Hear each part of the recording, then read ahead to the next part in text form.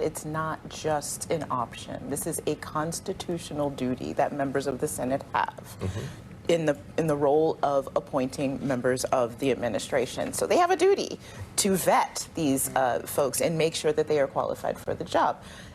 That's not being on a naughty list. That's called doing your job. But we have seen with the first Trump term the way that Republicans have traditionally fallen in line right behind him.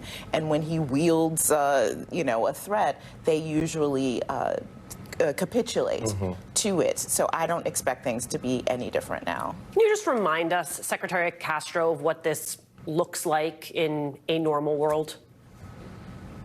I know, Alicia, it's getting harder and harder to remember the normal world here. But in the normal world, senators would actually do their homework and meet with nominees and hold these nominees to a certain standard of experience, of character, good background, and of course, also this deference that does go into the fact that you have a president who was elected by the American people. But there's no question, look, that in cycles past, that people like this, whether we're talking about Matt Gaetz, Kash Patel, Pete Hegseth, Tulsi Gabbard, they would have been rejected. But the fealty to Donald Trump and the MAGA movement is off the charts. And it is a law of gravity in politics that politicians are first interested in preserving their job. That's probably 99% of the time. If somebody in politics feels like they're going to lose their job by voting a certain way, they're not going to vote that way. And that's even more true for these Republicans. And it's especially true for Republicans and primary challenges. Another rule of thumb is that Democrats generally are more concerned about general elections, and Republicans are fearful of losing in a primary. And that's what you have going on here, that Trump MAGA movement pushing the button of, you're going to get challenged, you're going to lose your primary, you're going to be out of a job if you oppose these nominees. You know, it strikes me that in this iteration of, this what Washington is shaking out to be now that Donald Trump is coming back to power, it is going to be the legislative and the judicial branches that will help determine how far any politician or Donald Trump will be able to go. The judicial branch, they weighed in early. They let us know that essentially, look, Donald Trump is basically a king with an asterisk. The legislative branch, in large part, they were tested vigorously post-January 6th. And now I think the test is, again, the question remains, will the Senate play ball? And Kimberly, I wonder what you think. We were just talking about normal, and normal is subjective. Because, at one point, it was normal for women not to be able to vote in this country. It was normal for, black people to be enslaved because it benefited someone else economically. Like, those things were normal, but the line has moved. We are going to collectively get to determine where the line is now. And I'm just wondering what that looks like, because I honestly don't know where the line is. Yeah, I think the line moved a step too far after January 6th, where initially there was condemnation of Donald Trump, and that quickly fizzled as soon as the impeachment trial for his actions on that day took place, and members of the Senate stepped back and decided not to hold him accountable then. I don't really expect them to hold him accountable for anything after that. And so this is what we're seeing, the beginnings of this. And keep in mind, this isn't just Donald Trump pushing because he thinks these are the best people for the job. The reporting is that he is pushing because he feels wounded after Gaetz' nomination was so quickly shot down that now he does not want to give another inch, and so he's going to stand by every nominee, even those that none of them which were vetted beforehand. And as long as they have his imprimatur, he thinks that they should go through and that the Senate should do that no matter what. The most important job, by the way, defense, the biggest agency in our government and the most important job in the administration. Julian, how does this play out, though, to Kimberly's point about Donald Trump pressing because he, basically doesn't want an eggplant on his face regarding of the other nominees, but you do have other problems, as Kimberly noted, with in areas like defense and national security. Washington Post reporting with respect to Tulsi Gabbard, who has largely sailed under the radar as Pete Hegseth, Trump's defense secretary pick, battled numerous negative stories. But 3 Senate aides who spoke on the condition of anonymity to disclose private discussions, said they believe the former Congresswoman will be closely scrutinized on the Hill as some hawkish senators remain uncomfortable with her past positions as a liberal Democrat and her past comments on Russia and Assad. With Syria now being in the front page of international news, how does someone like Tulsi Gabbard fare, in your estimation, with senators generally, but Senate Republicans who tend to be a little bit more hawkish with respect to especially national security issues? Yeah, well, and I think that in a matter of days, we're going to be talking about her nomination being on the cusp of failure as well, Michael. And she just hasn't had the same time in the spotlight. But you pointed out one of the real factors here. I think that she's out of step with where Republicans have been on different matters of foreign policy. But then secondly, she was a Democrat, and she took a whole bunch of positions that, again, a primary challenger could use against those senators who vote for her in a couple of years. And so that's another wrinkle with a nominee like Tulsi Gabbard, and it'll be fascinating to watch how they handle that. I think as we watch what senators do, you have to keep in mind who's actually up in 2026, because those are the ones that are going to feel the most pressure. And then one last thing that's not as talked about, it was really fascinating when Trump felt that Hegseth's nomination might fail, and he suggested Ron DeSantis as an alternate. I read that also as a veiled threat to the ambitious senators out there who are thinking themselves that as soon as the 2026 midterms are done, they're going to be running for president. And they don't want the elevation of a potential rival like DeSantis. So there are a lot of bits and pieces to this that I think are unfolding, some of them with a lot of attention and spotlight, and others without it.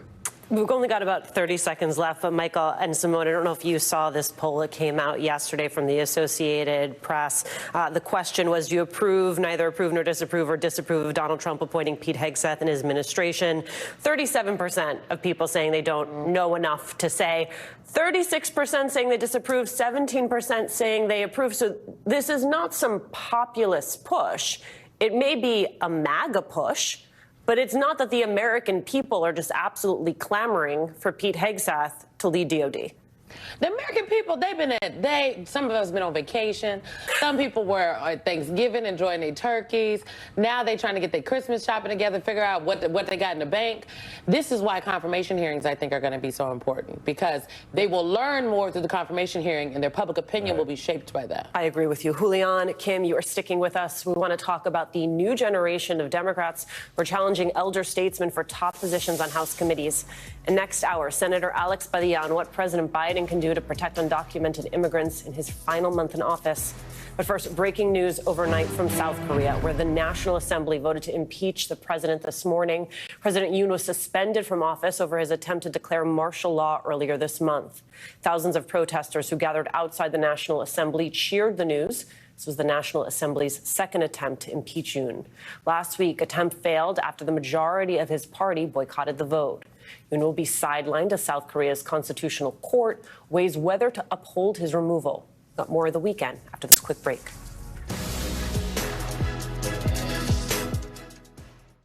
I was so excited to buy my first home, but I needed a lot of work done on it. I went on to Angie. Jamie was the first person to call. I explained to her some of the things I could do and showed her some pictures. He's resurfaced my flooring, he's done plumbing work, he's refinished this beautiful table here. We just had to sand it for a week. Well, we didn't, he did.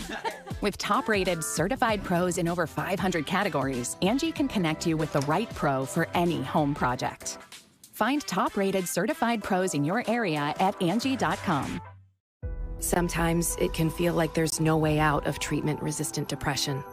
You take one antidepressant after another, and they aren't working for you. It's like you're going in circles. Turn to a different choice. Spravato is the first FDA-approved nasal spray taken with an oral antidepressant for adults with treatment-resistant depression.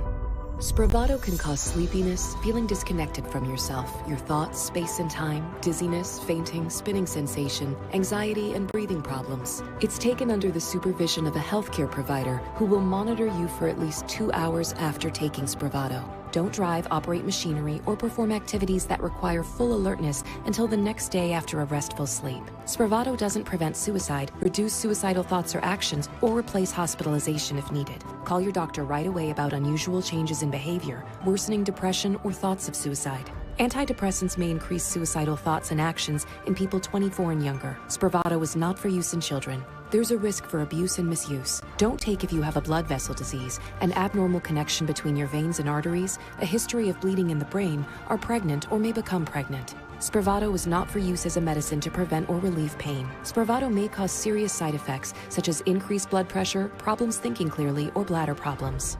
With fewer depression symptoms, you may begin to feel like yourself again. Ask your doctor about Spravato. You've chosen Polestar 3 because, of course you have. Now comes the difficult but still fun part, choosing the colors. Now the matching upholstery. Side note, they all match. And the packs, don't forget the packs. The Napa upgrade, plus Pilot Pro and Performance packs. Anything less would be uncivilized. Hang on, where are the valve caps? View offers at Polestar.com. Switch to Square and join over 4 million businesses worldwide. More than a point of sale, Square keeps you ready for any restaurant rush. And with Square, there are no hidden fees ever. At Square, get 24/7 support to help keep lines moving. And with Square Banking, get a loan quickly for everything from small repairs to the biggest dreams. Gain time and peace of mind with restaurant tools that bring everything together. Switch to Square today. Visit square.com to get started. Why wait to start GLP-1 weight loss? For in-person doctor visits or insurance approvals, with Lemonade Health, you can get your GLP-1 meds fast. Less wait with less wait. You can get online consultations and access to prescriptions right at home for just $49 a month. You're not alone. People lose an average of 15% of their weight, along with a healthy diet and exercise. You can too. Less wait with less weight. Get started today. Try lemonadehealth.com.